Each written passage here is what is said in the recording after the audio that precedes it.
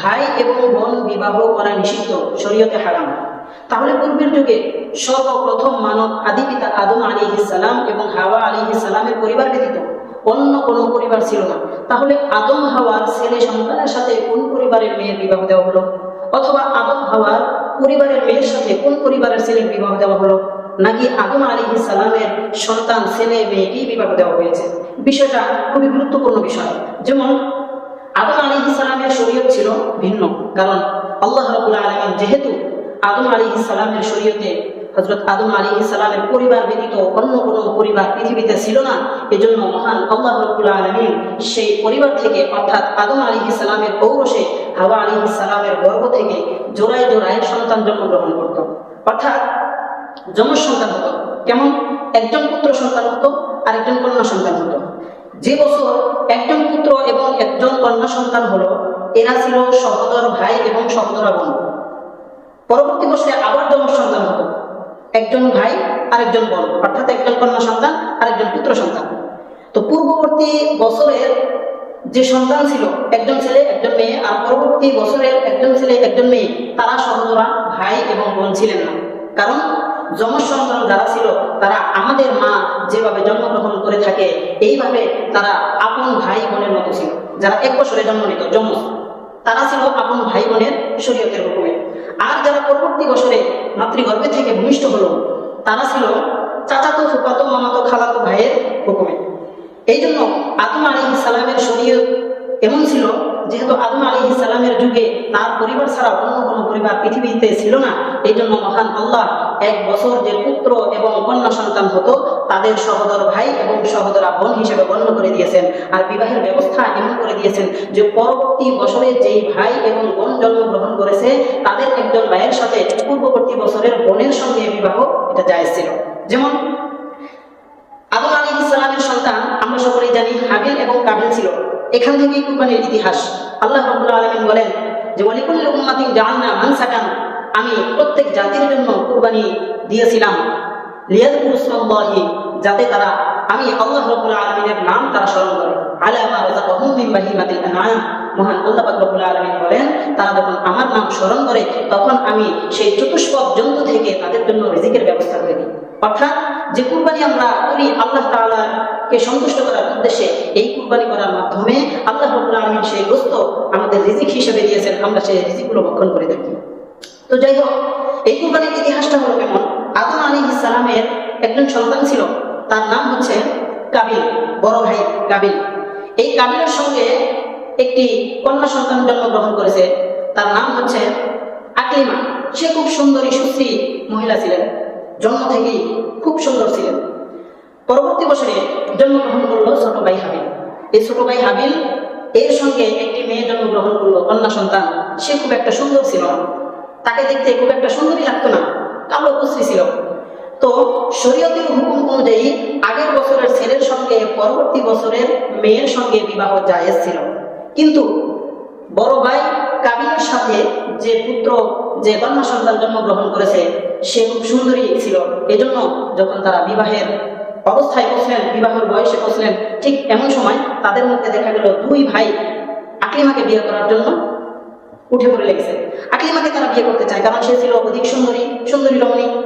তারা আকলিমাকে বিয়ে করতে চায়। এখন আদমের শরীয়ত অনুযায়ী বড় ভাই কাবিলের সাথে যেহেতু আকলিমা জন্মগ্রহণ করেছে, এই শরীয়ত অনুযায়ী আকলিমাকে কাবিল বিবাহ করতে পারবে না, বিবাহ করতে পারবে ছোট ভাই হাবিল, কারণ পরবর্তী বছরে হাবিল জন্মগ্রহণ করেছিলেন। তো এমন সময় যখন হাবিল কাবিল বড় হলেন, বিবাহের বয়সে উপনীত হলেন, এমন সময় কাবিল বড় ভাই বাবা আদম আলাইহিস সালামকে বলতেছে, আব্বাজান, আমার সঙ্গে তো আমার বোন আকলিমা জন্মগ্রহণ করেছে, আপনার শরীয়ত অনুযায়ী আপনাকে যে আল্লাহ পাক শরীয়ত দিয়েছে এই শরীয়ত অনুযায়ী তো আমি আকলিমাকে বিয়ে করতে পারি না। কাবিল এমন ছিল যে আল্লাহ পাকের হুকুম সে পছন্দ করতে পারতো না, নিজেকে আল্লাহ পাকের হুকুমের সাথে মানিয়ে নিতে পারতো না। তো যাই হোক, এমন সময় কাবিল বাবাকে বললেন যে হে আমার আব্বা, যেহেতু আমার বোন আমার সাথে জন্মগ্রহণ করেছে, সে খুব সুন্দরী, আর আপনার শরীয়তে তো তাকে আমার সাথে বিবাহ দেওয়া যায় না, এজন্য আমি আপনার কাছে অনুরোধ জানাচ্ছি যে আমার বোন আকলিমাকে যেন আমার সাথে বিয়ে দেওয়া হয়। তো বাবা আদম আলাইহিস সালাম অনেক বুঝাইলেন যে হে কাবিল, তোমার সাথে যেহেতু জন্মগ্রহণ করেছে তুমি তো বিবাহ করতে পারবে না, কারণ নির্দেশ আল্লাহ পাকের, আমি আল্লাহ পাকের নির্দেশের বাহিরে কোনো কিছুই করতে পারবো না। তখন অনেক বুঝাইতে লাগলেন, কিন্তু কাবিল বুঝতেছেন না। তখন আদম আলাইহিস সালাম মনে মনে একটি পরিকল্পনা করলেন, এদের মধ্যে সুলহ করা যায় কিভাবে, সংশোধন করা যায় কিভাবে। কাবিল তো উঠে পড়ে লেগেছে আকলিমাকে বিয়ে করার জন্য। ঠিক এমন সময় কাবিল বড় ভাই যিনি ছিলেন, তিনি ছিলেন চাষি, অর্থাৎ চাষাবাদ করত আর খাদ্য শস্য উৎপাদন করে সেগুলো বিক্রি করত। আর তার মন এমন ছিল যে সাধারণের মানুষ ছিলেন না, সে খাদ্যে ভেজাল মিশিয়ে সেগুলো বিক্রি করতেন। আর ছোট ভাই যিনি ছিলেন হাবিল, সে আল্লাহওয়ালা ছিল, আল্লাহ পাকের শরীয়তকে খুব সহজেই মেনে নিত। এই ছোট ভাই হাবিল ছিল গবাদি পশু পালনকারী, উট, গরু, মহিষ, ছাগল এগুলো তিনি লালন পালন করতেন। তো যাই হোক, ছোট ভাই এবং বড় ভাই হাবিল এবং কাবিলকে ডাক দিয়ে বললেন যে তোমরা যেহেতু দুই ভাই আকলিমাকে বিয়ে করার জন্য প্রস্তুত হয়ে আসো, তোমরা দুই ভাই তো বিবাহ করতে পারবে না, তোমাদের মধ্যে হাবিল বিবাহ করতে পারবে। তো তোমাদের বড় ভাই যেহেতু কাবিল তোমাদের কথা মানতেছে না, তাহলে তোমরা কুরবানির বস্তু পেশ করো, কুরবানির বস্তু উপস্থাপন করো, যার কুরবানি কবুল হবে তার সাথেই আকলিমার বিয়ে হবে। এদিকে যখন এই কথা আদম আলাইহিস সালাম বলে দিলেন, তখন তো দুই ভাই মেনে নিল। আর ওই শরীয়তে কুরবানি কবুল হলো কিনা এটা দেখার নিদর্শন হলো যে আকাশ থেকে অগ্নিকুণ্ড এসে তার কুরবানির বস্তুটিকে জ্বালিয়ে দিত অথবা আসমানে নিয়ে যেত। এটা ছিল ওই সময়ের শরীয়তের বিধান। তো যাই হোক, কাবিল এবং হাবিল দুই ভাই মেনে নিল। মেনে নেওয়ার পর বড় ভাই কাবিল, সে যেহেতু চাষি ছিলেন, তার খাদ্য শস্য থেকে কিছু ভালো খাদ্য এবং কিছু খারাপ খাদ্য অর্থাৎ বকেয়া খাদ্য মিক্স করে কুরবানির বস্তু হিসেবে পেশ করলেন। অপর দিক থেকে ছোট ভাই হাবিল তখন গবাদি পশুদের মধ্যে থেকে উনি লক্ষ্য করলেন সবচেয়ে ভালো, মোটা তাজা, সুন্দর কালার কোন পশু, সেটা তিনি সিলেক্ট করলেন। আর সেটা সিলেক্ট করার পর কুরবানির বস্তু হিসেবে সবচেয়ে সুন্দর একটি দুম্বা কুরবানির বস্তু হিসেবে পেশ করলেন। তো এই কুরবানি হিসেবে পেশ করার পর আদম আলাইহিস সালাম এবং তার দুই পুত্র সবাই দেখলো আসমান থেকে অগ্নিকুণ্ড এসে, অগ্নিরাশি এসে তখন তার কুরবানি ছোট ভাই হাবিলের কুরবানির বস্তু অর্থাৎ দুম্বা এসে আসমানে তুলে নিল। এর দ্বারা বুঝতে পারলো, বড় ভাই বুঝতে পারলো যে আমার কুরবানি কবুল হয়নি, ছোট ভাই হাবিলের কুরবানি কবুল হয়েছে। এমন সময় বড় ভাই হাবিলকে বলতেছে যে হাবিল, মনে হয় তোমার কুরবানি কবুল হয়েছে, কিন্তু আমি কুরবানি মানি না, আমি আকলিমাকে বিয়ে করব। এবার বাবা আদম আলাইহিস সালাম তার বড় সন্তান কাবিলকে ডেকে বলতেছে, হে সন্তান, তুমি তো আকলিমাকে বিয়ে করতে পারবে না, কারণ এক নম্বর শরীয়ত হলো তোমার ছোট ভাই বিয়ে করবে। এরপরে যেহেতু তুমি মানোনি, সেজন্য আমি একটি বিধান দিয়েছিলাম কুরবানি করার জন্য, তুমি তো খালিস নিয়তে কুরবানি করোনি, এজন্য তোমার কুরবানি কবুল হয়নি। আল্লাহ রাব্বুল আলামিন এই কথাও কোরআনে হাকিমে বলে দিয়েছেন, ওয়াতলু আলাইহিম নাবা আবনাই আদম বিল হক। হে আমার বন্ধু মুহাম্মদ, আপনার উম্মতদেরকে আদমের দুই সন্তানের কুরবানির অবস্থা সম্পর্কে আপনি যথাযথ ব্যাখ্যা করে দিন। ইদ করবা কুরবানান, তারা দুজনেই কুরবানির বস্তু উপস্থাপন করলো। ফাতুকুব্বিলা মিন আহাদিহিমা, তাদের মধ্যে থেকে একজনের কুরবানি কবুল হলো, অর্থাৎ ছোট ভাই হাবিলের কুরবানি কবুল হলো। ওয়ালাম ইয়াতাকাব্বাল মিনাল আখার, আর বড় ভাই কাবিলের কুরবানি কবুল হলো না। তখন বড় ভাই ছোট ভাইকে বাবার সামনে কিছু বলতে পারলেন না, আড়ালে গিয়ে ছোট ভাইকে ডাক দিয়ে নিয়ে গেলেন এবং ছোট ভাইকে বললেন, লা আকতুলান্নাক, আমি তোমাকে অবশ্যই কতল করব, তোমাকে অবশ্যই হত্যা করব, দুনিয়া থেকে বিদায় করে দেব যদি তুমি আকলিমাকে বিবাহের প্রস্তাব দাও। তখন ছোট ভাই আল্লাহওয়ালা ছিলেন, ধৈর্যশীল ছিলেন, তিনি বড় ভাইকে উত্তর করলেন, হে আমার বড় ভাই, তুমি যদি খালেস নিয়ত নিয়ে, পরিশুদ্ধ অন্তর নিয়ে যদি তুমি ইখলাসের সাথে কুরবানির বস্তু পেশ করতে, অবশ্যই তোমার কুরবানি আল্লাহ পাক কবুল করত। কিন্তু তুমি তো অন্তরে গলত নিয়ে, গর্বর নিয়ত নিয়ে তুমি কুরবানির বস্তু পেশ করেছো, এজন্য তোমার কুরবানি আল্লাহ পাক কবুল করেন। এই কথা শুনে বড় ভাই কাবিল আরো রাগান্বিত, আরো ক্রোধান্বিত হয়ে গেলেন। তিনি এক পর্যায়ে ছোট ভাই হাবিলকে সহ্য করতে না পেরে হত্যা করে ফেললেন। এখন এই যে কুরবানির বস্তুটি, ছোট ভাই হাবিলের কুরবানির বস্তু আল্লাহ পাকের নিকট কবুল হলো, এই জায়গাটা আপনারা একটু মনে রাখবেন। কারণ এই কুরবানির বস্তু দিয়ে আল্লাহ রাব্বুল আলামিন হযরত ইব্রাহিম আলাইহিস সালামের সন্তানকে ইসমাঈল আলাইহিস সালামকে এই কুরবানির দুম্বা দ্বারা আল্লাহ তাআলা ইসমাঈল আলাইহিস সালামকে পরিত্রাণ দান করেন। কিভাবে? হযরত ইব্রাহিম আলাইহিস সালাম আল্লাহ পাকের কাছে সবসময় দোয়া করতেন, হে আমার প্রভু, আপনি আমাকে একটি নেককার পুত্র সন্তান দান করুন। রব্বি হাবলি মিনাস সালিহিন, কোরআনে বর্ণিত দোয়া। হযরত ইব্রাহিম আলাইহিস সালাম দোয়া করেছেন। আমাদের মধ্যে যাদের শুধু কন্যা সন্তান হয় অথবা কন্যা সন্তান হয় না, পুত্র সন্তান হয় না, তারা এই দোয়া বেশি বেশি করবেন, রব্বি হাবলি মিনাস সালিহিন। আমাদের জাতির পিতা ইব্রাহিম আলাইহিস সালাম এই দোয়া করেছেন, রব্বি হাবলি মিনাস সালিহিন, হে আমার প্রভু আপনি আমাকে নেককার ধৈর্যশীল একজন পুত্র সন্তান দান করুন। আল্লাহ রাব্বুল আলামিন 86 বছর বয়সে হযরত ইব্রাহিম আলাইহিস সালামকে একটি পুত্র সন্তান দান করলেন, যিনি ছিলেন অত্যন্ত ধৈর্যশীল, খুব সুন্দর ফুটফুটে গলার যুবক। এত সুন্দর একটি যুবক আল্লাহ পাক তার গর্বে, তার ঔরসে আল্লাহ তাআলা দান করলেন। ইব্রাহিম আলাইহিস সালাম 86 বছর বয়সে একটি পুত্র সন্তান জন্মগ্রহণ করাইলেন তার বিবির মাধ্যমে। তো যাই হোক, এমন সময় হযরত ইব্রাহিম আলাইহিস সালামের সন্তান যখন আস্তে আস্তে বড় হতে লাগলো, কোরআনে এসেছে ফালাম্মা বালাগা মাআহু সাইয়া, যখন ইব্রাহিম আলাইহিস সালামের সন্তান ইসমাঈল আলাইহিস সালাম চলাফেরা করতে পারে, যানবাহনে চড়তে পারে এবং কি খাওয়া দাওয়া করতে পারে, আর কি বাবার সাথে সকল প্রকার কাজকর্ম করতে পারে, তিনি বুঝেন। মোটামুটি বয়স ইতিহাসের পাতায় লেখা হয়েছে 13 বছর বয়স। তো আল্লাহ রাব্বুল আলামিন বলেন, যখন বাবার সাথে চলাফেরা করতে পারে, যখন তার জ্ঞান বুদ্ধি হয়েছে, কিছুটা বোধ হয়েছে, 13 বছরের যুবক যখন এমন বয়সে তিনি উপনীত হলেন, আল্লাহ রাব্বুল আলামিন হযরত ইব্রাহিম আলাইহিস সালামকে পরীক্ষা শুরু করলেন। ইব্রাহিম আলাইহিস সালাম স্বপ্নে দেখলেন, আল্লাহ পাক ওহী পাঠিয়েছেন স্বপ্নের মাধ্যমে, হে আমার বন্ধু ইব্রাহিম, তুমি তোমার প্রভুর জন্য কুরবানি করো। ইব্রাহিম আলাইহিস সালাম ঘুম থেকে উঠে চিন্তা করতেছেন, নবীদের স্বপ্ন তো কখনো মিথ্যা হয় না, নবীদের স্বপ্ন তো সবসময় সত্য হয়। আমার আল্লাহ যে কুরবানি করতে বলেছেন প্রিয় বস্তু, আমাকে তো আল্লাহ তাআলার জন্য কুরবানি করতে হবে। কোন কোন জায়গায় এসেছে 100 উট জবাই করেছেন, আবার কোন কোন জায়গায় সংখ্যা লেখা নাই, শুধু জবাই করেছেন, আল্লাহর জন্য কুরবানি করেছেন। তো যাই হোক, যখন কুরবানি করলেন, পরবর্তীতে আবার স্বপ্ন দেখলেন, ইব্রাহিম তুমি কুরবানি করো তোমার প্রভুর জন্য, তোমার প্রিয় বস্তু। তখন ইব্রাহিম আলাইহিস সালাম ঘুম থেকে জাগ্রত হয়ে আবার কুরবানি করলেন, কিন্তু আবার একই স্বপ্ন দেখলেন, ইব্রাহিম এই পৃথিবীতে তোমার সবচেয়ে প্রিয় বস্তু যেই বস্তু, সেই বস্তুকে তুমি কুরবানি করো। ইব্রাহিম আলাইহিস সালাম আর বুঝতে দেরি করলেন না, এই পৃথিবীর জমিনে আমার সবচেয়ে প্রিয় বস্তু আমার সন্তান ইসমাঈল আলাইহিস সালাম। তখন বাবার পরিচয় মানতেছে না, কারণ 86 বছর বয়সে আল্লাহ তাআলার কাছে যে একটি পুত্র সন্তান পেয়েছেন, এই সন্তানকে নিজ হাতে জবাই করবে, বাবার পরিচয় মানতেছে না। কিন্তু তিনি ছিলেন একজন নবী, আল্লাহ তাআলার হুকুম, অকাট্য হুকুম পালন করতেই হবে, কারণ নবীদের স্বপ্ন ওহী, তার এই হুকুম তো পালন করতেই হবে। এই জন্য হযরত ইব্রাহিম আলাইহিস সালাম কৌশলে চিন্তা করলেন, আমি যদি আমার স্ত্রীকে বলি, আমার সন্তান ইসমাঈলকে তুমি সুন্দর করে গোসল দিয়ে দাও, আমি তাকে জবাই করতে নিয়ে যাব, আমার স্ত্রী তো কোনোভাবেই সহ্য করতে পারবে না, কারণ আমি একজন নবী, আমার অন্তরটা হলো নফসে মুতমাইন্না, আর নফসে মুতমাইন্না নবীদের অন্তরে শয়তান কখনো ধোঁকা দিতে পারে না। কিন্তু আমার স্ত্রী তো সাধারণ মানুষ, আমার স্ত্রীকে তো শয়তান ধোঁকা দিয়ে দিবে, সে যদি আমার সন্তানকে জবাই করার কথা শুনে, সে তো আমাকে জবাই করতে দিবে না, আল্লাহর হুকুম হয়তো পালন করতে দিবে না। এই জন্য কৌশল খাটিয়ে হযরত ইব্রাহিম আলাইহিস সালাতু ওয়াস সালাম তার স্ত্রীকে বললেন, আমার সন্তান ইসমাঈলকে তুমি সুন্দরভাবে গোসল ধুয়ে হাত পায়ে তোল লাগিয়ে দাও, আমি তাকে বেড়াতে নিয়ে যাব।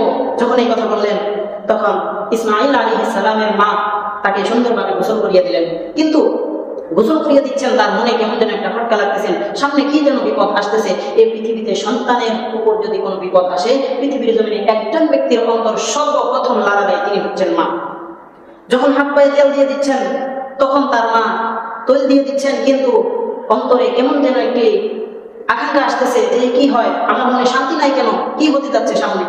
যাই হোক, ইব্রাহিম আলাইহিস সালাতু ওয়াস সালাম তার বিবিকে কোনো কিছু না বলে ইসমাঈল আলাইহিস সালামকে যখন সামনের দিক নিয়ে যাচ্ছেন, এদিক থেকে শয়তান চিন্তা ভাবনা করলো কিভাবে আল্লাহর হুকুম থেকে ইব্রাহিমকে হটানো যায়। এই জন্য শয়তান কৌশল খাটিয়ে ছোট্ট শিশু হযরত ইসমাঈল আলাইহিস সালাতু ওয়াস সালামকে বললেন, হে সন্তান, তুমি তোমার বাবার সাথে যেও না। কেন?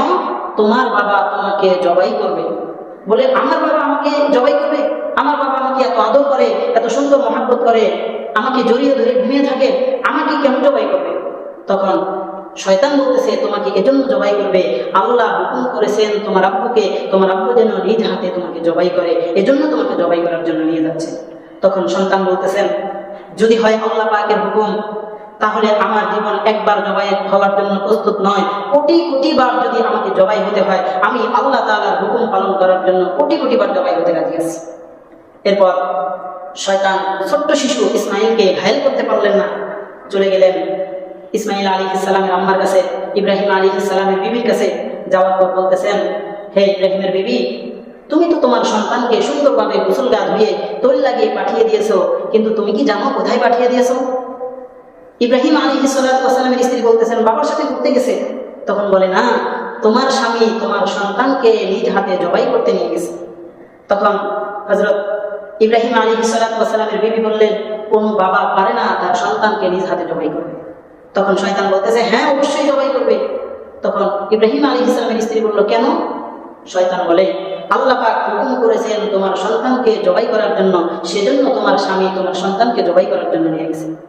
ঠিক এইভাবে সন্তান যেভাবে উত্তর দিয়েছিলেন শয়তানকে, ঠিক ওইভাবেই তার মা শয়তানকে জবাব দিলেন যে আল্লাহ পাক রব্বুল আলামিন আমার গর্ভে হযরত ইসমাঈল আলাইহিস সালামকে দান করেছেন, ওই আল্লাহ রব্বুল আলামিন যদি আদেশ করে থাকেন আমার সন্তানকে জবাই করার জন্য, তাহলে আমি আমার সন্তানকে আল্লাহর রাস্তায় কুরবান দিতে রাজি আছি। শয়তান ইব্রাহিম আলাইহিস সালামের স্ত্রীকেও ঘায়েল করতে পারলেন না। এমন এক পর্যায়ে হযরত ইব্রাহিম আলাইহিস সালাতু ওয়াস সালাম যখন গন্তব্যস্থলে পৌঁছলেন, তখন সন্তানকে বলতেছে, হে আমার সন্তান, ফালাম্মা বালাগা মাআহু সা'য়া ক্বালা ইয়া বুনাইয়া, হযরত ইব্রাহিম আলাইহিস সালাম বললেন, হে আমার সন্তান, ইন্নী আরা ফিল মানামি, আমি তো স্বপ্নে দেখেছি আমি তোমাকে জবাই করতেছি। আন্নী আযবাহুকা, আমি তোমাকে জবাই করতেছি নিজ হাত দিয়ে। আল্লাহ পাক এটা আমাকে স্বপ্ন দেখাইছেন, আর নবীদের স্বপ্ন কখনো মিথ্যা হয় না, এটা ওহী সত্য। আমি তো রাতে স্বপ্ন দেখেছি তোমাকে আমি জবাই করেছি, আমি তোমাকে আল্লাহর হুকুম পালন করার জন্য এই স্থানে তোমাকে জবাই করার জন্য নিয়ে আসছি। ফানজুর মাযা তারা, কিন্তু তোমার অভিমত কি? আল্লাহ পাক যে হুকুম করেছেন তোমাকে জবাই করার জন্য, তুমি কি জবাব হতে রাজি আছো? তোমার অভিমত কি? তোমার মনের চিন্তা ভাবনা নাকি? দেখেন ছোট্ট সন্তান কি জবাব দিচ্ছেন। ছোট্ট সন্তান বলতেছে, ইয়া আবাদি, হে আমার পিতা, ইফআল, আপনি তাই করুন, মা তুমার, আপনার প্রভু আপনাকে যা আদেশ করেছেন, অর্থাৎ আপনার প্রভু আমাকে জবাই করতে বলেছেন, আপনি আমাকে জবাই করুন, আমার দিক থেকে কোনো বাধা নেই। সাতাজিদুনি ইনশাআল্লাহু মিনাস সাবিরিন, আল্লাহ যদি চান আমাকে আপনি ধৈর্যশীলদের অন্তর্ভুক্ত হিসেবে পাবেন। সুবহানাল্লাহি ওয়া বিহামদিহি সুবহানাল্লাহিল আযীম। হযরত ইসমাঈল আলাইহিস সালাম ছোট্ট সন্তান, ছোট্ট শিশু যখন এই কথা বললেন, বাবা তখন তার হৃদয়টা ভরে গেল। আমি তো ভেবেছিলাম আমার ছোট্ট সন্তান বুঝবে কিনা আল্লাহর হুকুম, এখন তো দেখতেছি আমি একজন নবী হয়ে বুঝেছি, আমার সন্তানও তো সঠিকটাই বুঝেছে, আল্লাহর জন্য কুরবান হতে রাজি হয়ে গেছে। এমন এক পর্যায়ে হযরত ইসমাঈল আলাইহিস সালাম বাবাকে বলতেছে, হে আমার আব্বু, আপনি তো আমাকে জবাই করবেন, আল্লাহ পাকের হুকুম, তবে আমি আপনার কাছে দু একটি অনুরোধ করব, যদি আমার অনুরোধ রাখতেন তাহলে আমার জন্য ভালো হতো। তখন বাবা বলতেছেন, ইব্রাহিম আলাইহিস সালাম বলতেছে, সন্তান তোমার কি অনুরোধ? তখন এদিক থেকে ইসমাঈল আলাইহিস সালাম বলতেছে, হে আমার আব্বা, আপনি যখন আমাকে জবাই করবেন, আমাকে আপনি উপর করে শোয়াবেন। কেন উপর করে শোয়াবো? কারণ আমার যখন চিৎ করে শুয়ে যখন আমাকে আপনি জবাই করবেন, আমার চোখের সাথে আপনার চোখ পড়ে যাবে, আপনি আমার মায়ায় পড়ে যাবেন, আমি আপনার মায়ায় পড়ে যাব। হয়তো এই মায়ার কারণে আপনি আল্লাহর হুকুম পালন করতে পারবেন না, অতএব আপনি আমাকে চিৎ করে না শোয়ে উপর করে শোয়ে পিছন দিক থেকে আমার গলা রাখবেন। দেখেন ছোট্ট সন্তান, তার কি বুদ্ধিমত্তা। এরপর বলতেছে, তোমার পরবর্তী চাহিদা কি? ছোট্ট শিশু ইসমাঈল আলাইহিস সালাতু ওয়াস সালাম বললেন, হে আমার পিতা, আমার দ্বিতীয় নম্বর চাহিদা হলো, আপনি যখন আমাকে জবাই করবেন তখন আমার হাত পা বেঁধে নেবেন। কি কারণে বাঁধবো? তখন ছোট্ট শিশু ইসমাঈল আলাইহিস সালাতু ওয়াস সালাম বলতেছেন, হে আমার আব্বা, আপনি যখন আমার গলায় ছুরি দিয়ে জবাই করবেন তখন হতে পারে আমি যন্ত্রণা সহ্য করতে না পেরে হাত পা লড়াবো, আর এই হাত পা লড়ানোর কারণে আপনার শরীরের সাথে আমার হাত লেগে যাবে, আমার পা লেগে যাবে, আমার তো বেয়াদবি হয়ে যাবে। এই জন্য আপনি আমার হাত পা বেঁধে নেবেন, যাতে আমার দ্বারা আপনার কাছে আমার কোনো বেয়াদবি না হয়।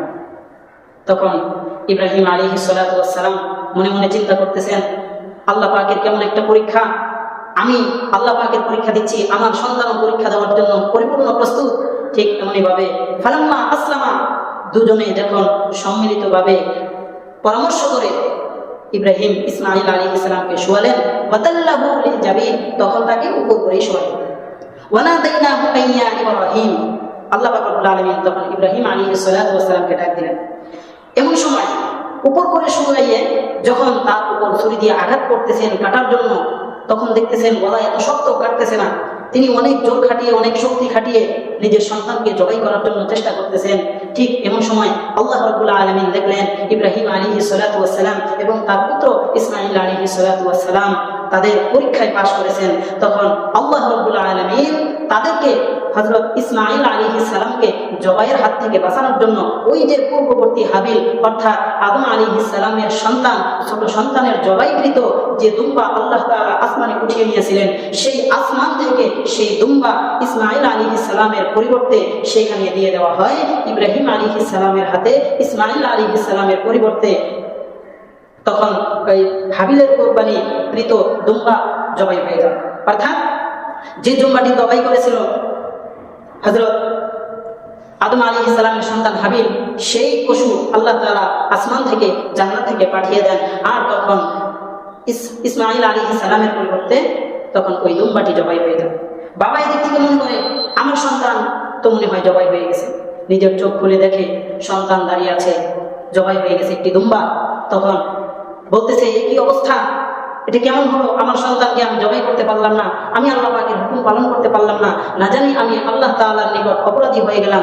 তখন আল্লাহ তাআলা বলেছেন ওয়ানাদাইনাহু ইয়া ইব্রাহিম, আল্লাহ তাআলা ডেকে ডেকে বললেন হে ইব্রাহিম কদ সাদ্দাকতা রুইয়া, তুমি তোমার স্বপ্নকে বাস্তবে পরিপূর্ণ করেছো, তুমি পরীক্ষায় পাশ করেছো, তোমার আর পরীক্ষা দিতে হবে না, ছেলে এবং বাবা উভয় মিলে আমার পরীক্ষায় পাশ করেছো। তো মুহতারাম হাজিরিন, আল্লাহ রাব্বুল আলামিন নবীদেরকে কত বড় বড় পরীক্ষা নিয়েছেন, কত বড় বড় পরীক্ষার সম্মুখীন করেছেন, তারাও পরীক্ষা দিয়েছেন। আল্লাহ রাব্বুল আলামিন বলেন ওয়াফাদাইনাহু বিযিবহিন আযীম, আল্লাহ তাআলা বলেন আমি আল্লাহ একটি মহান কুরবানির মাধ্যমে অর্থাৎ একটি দুম্বার মাধ্যমে আমি আল্লাহ ইব্রাহিম আলাইহিস সালামের সন্তান ইসমাঈল আলাইহিস সালামকে কুরবানির হাত থেকে রক্ষা করেছি।